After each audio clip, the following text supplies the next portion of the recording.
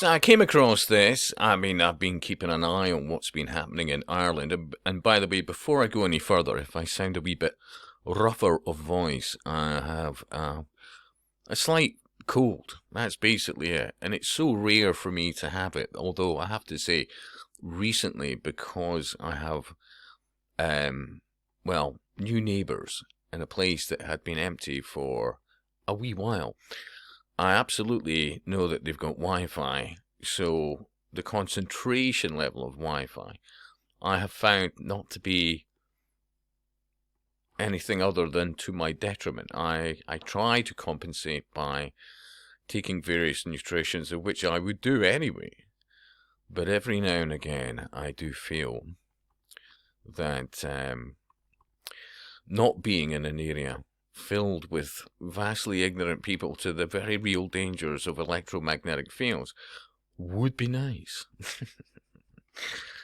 So, yeah, be assured if I came into money, I would absolutely know more than many about what kind of property I was looking for.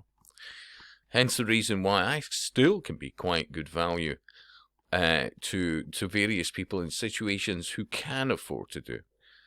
Because every now and again I'll get a phone call from various people who, let's just say, are doing pretty well. And I don't have to sell anything to them. You know, I'm talking about various things. What was your thoughts on that, Scott? I tell them my thoughts. But they wouldn't be phoning unless there was value. Yeah? Anyway, we're off at tangents here. So, with the title Trojan Horse in Ireland, i.e., I've no idea who this individual is as a YouTuber. The vid that I saw there, possibly one other. I thought, yeah, I'll subscribe. I'm not saying anything pro, minus, whatever. I'm just saying I found this video very interesting. Would that be fair? I mean, don't get me wrong, over time, if I see other vids done by the individual and I agree with them, yeah, I'll, share it or whatever. But I have no idea who this individual is, and it's very low volume. You may notice a slight difference in the sound here as I put one speaker up. Through my monitor headphones, I hear a difference in noise. But then you could also argue that's also part of electromagnetic fields. Anyway, with that in mind, we have to understand we become a small global village. That what happens in Damascus will affect Dublin, and what happens in Kiev will affect Cork, and vice versa. Think about what she's just said here and where we're going in Scotland. Look, we can already see what's been happening in England and for such a long time. But now you're seeing it full scale in Ireland, and the speed of it, and of course, well, Scotland being Scotland as regards the government, it's on steroids itself now. It's still not anywhere near the same as Ireland and England, but I would argue that's, changing in real time. As you see, I already notice changes demographically, shall we say, in the Scottish borders. And remember, there's so many people who would love to have a roof over their head, but are not a priority, where you keep hearing this thing like international obligations. You should realize that your idea of democracy, well, that's, just throw it to the winds, because if whatever puppet comes into government and says, well, actually, sod your views, we have international obligations, well, you have literally taxation without representation. But let's play this again, seriously, and there's more. To understand, we become a small global village. A small global village. This is out the UN playbook that many people have been warning about for quite literally decades.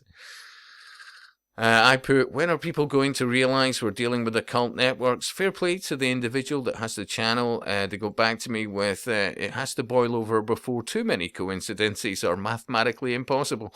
Yeah, fair enough. Yeah. What happens happens in Damascus will affect Dublin, and what happens in Kiev. Why should what happens in Damascus affect Dublin? But then tie it in with the climate change. And you keep hearing this, Western nations, we're the cause. Seriously. Meanwhile, China, do what you like.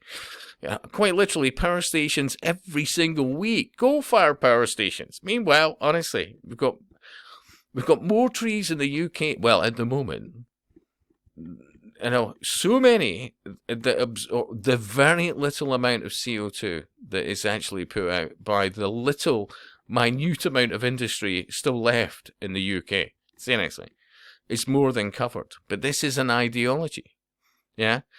Destroy nations, nationhood, the feeling of belonging to one place, the family, relative historical aspects of why you would stay in areas for quite literally generations after generations. All that's to go under things like, but not exclusively, but things like the New Age movement. That's what everybody in the alternative media, by and large, barring a few exceptions, are missing this. Will affect Cork and vice versa. We can't live in isolation as long as we have the roots. Think about this. We can't live in isolation. Think about that. Seriously. As if we're to blame. Think about this.